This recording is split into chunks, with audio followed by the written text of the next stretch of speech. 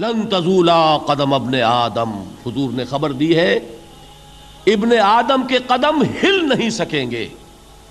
جیسے مجرم کھڑا ہوتا ہے کٹہرے کے اندر، اس کٹہرے میں سے ہل نہیں سکو گے حتی یسأل عن خمس، جب تک کہ 5 چیزوں کا حساب نہ لے لیا جائے.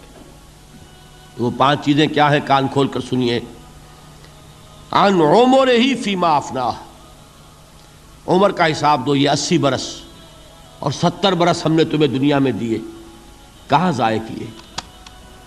وعن شبابہ فیما ابلاہ، اور خاص طور پر جوانی کا دور، امنگوں کے دن، ولولے ہوتے ہیں، قوت ہوتی ہے، توانائی ہوتی ہے، آدمی چلتے ہوئے زمین پر پاؤں مارتا ہے، قوت جو ہے وہ اپنا اظہار چاہتی ہے. یہ جوانی کہاں گلائی؟ حساب دو، ایک ایک لمحے کا حساب دو.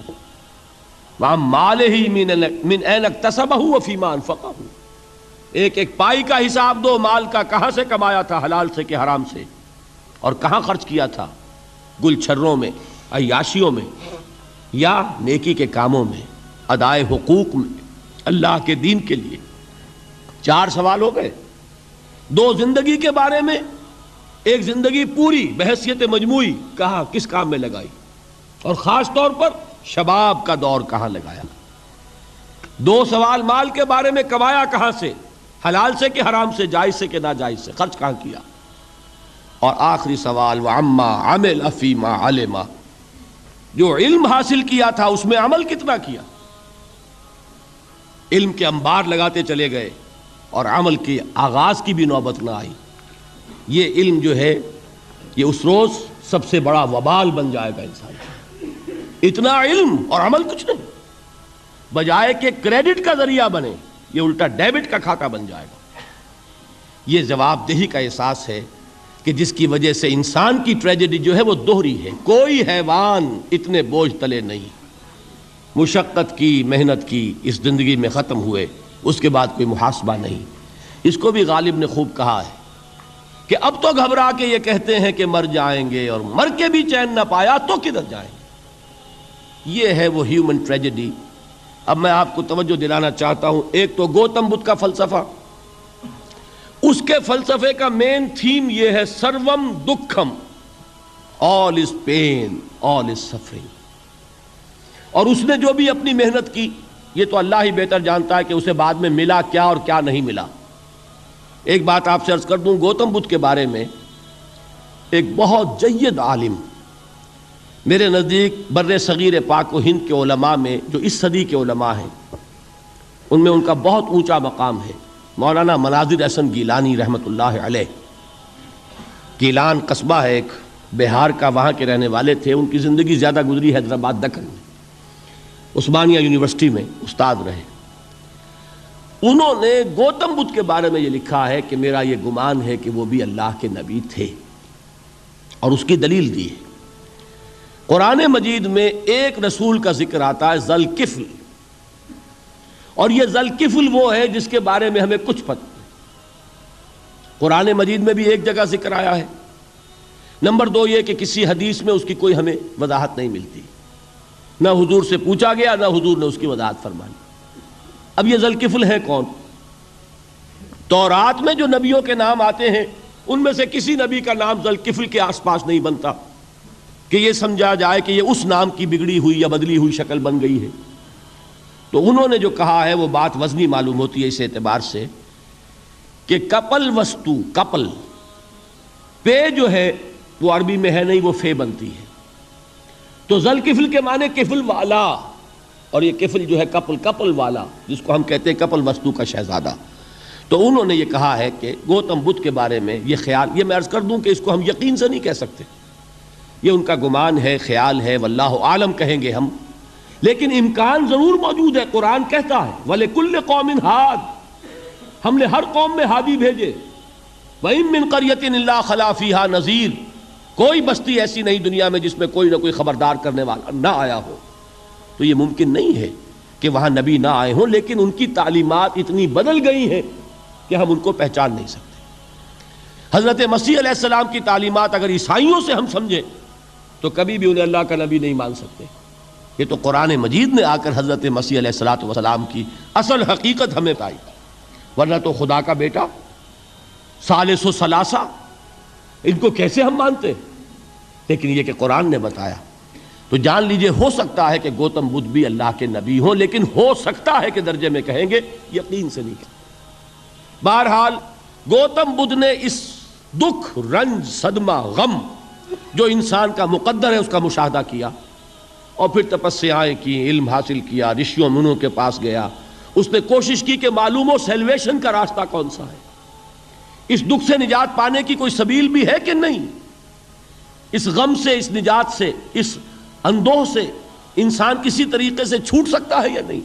اسی کو سیلویشن کہتے ہیں انگریزی میں، اسی کو ہندی میں نروان کہتے ہیں، اسی کو عربی میں نجات کہتے ہیں۔ ان النجات معلقۃ بمجموع هذه الاشیاء، میں نے امام رازی رحمۃ اللہ علیہ کے الفاظ میں آپ کو وہ لفظ بتایا، نجات کی راہ۔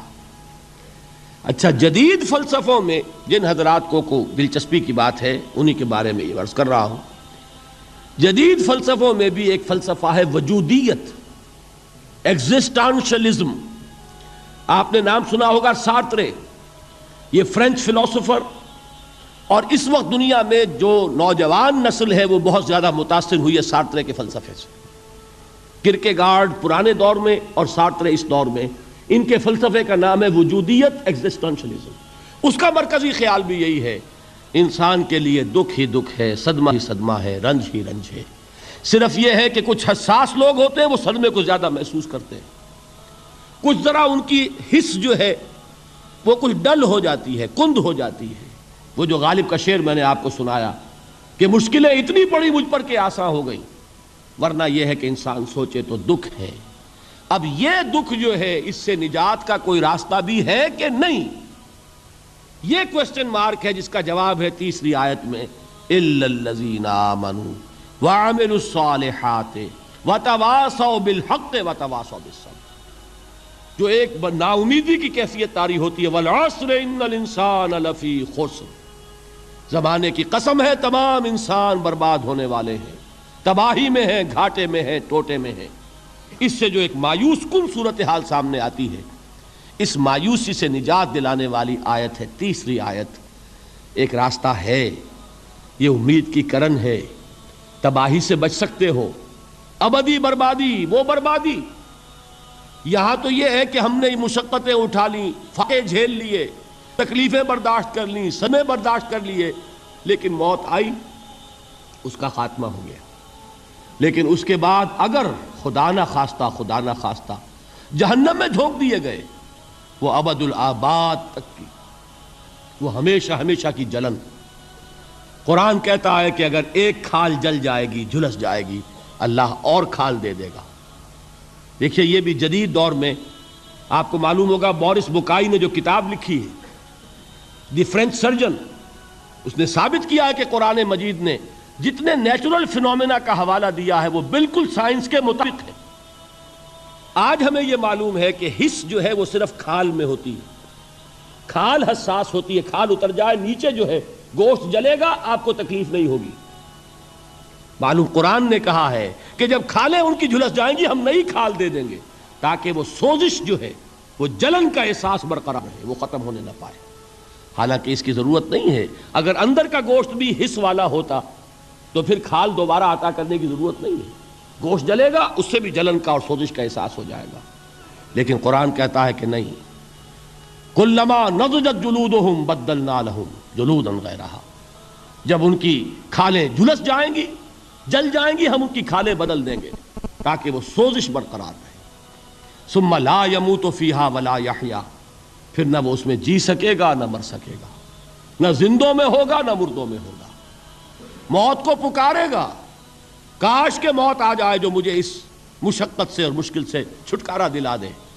وہ موت جس سے اس وقت ہم بھاگتے ہیں، اگر خدا نہ خواستہ اس جہنم میں جھونکے گئے تو پھر موت کو پکاریں گے اور موت نہیں آئے گی۔ اس عذاب سے، اس ابدی ناکامی سے، اس خسران سے، اس ابدی ہلاکت سے بچنے کا کوئی راستہ ہے؟ وہ جو میدان حشر میں پکاریں گے لوگ، این المفر، کوئی جائے فرار ہے، کوئی جائے پناہ ہے؟ وہ جائے فرار، وہ جائے پناہ اس دنیا میں اللہ نے ہمیں عطا فرمائی، اسی کا نام صراط مستقیم ہے۔ الا الذین آمنوا وعملوا الصالحات وتواصوا بالحق وتواصوا بالصبر، ایک راستہ ہے۔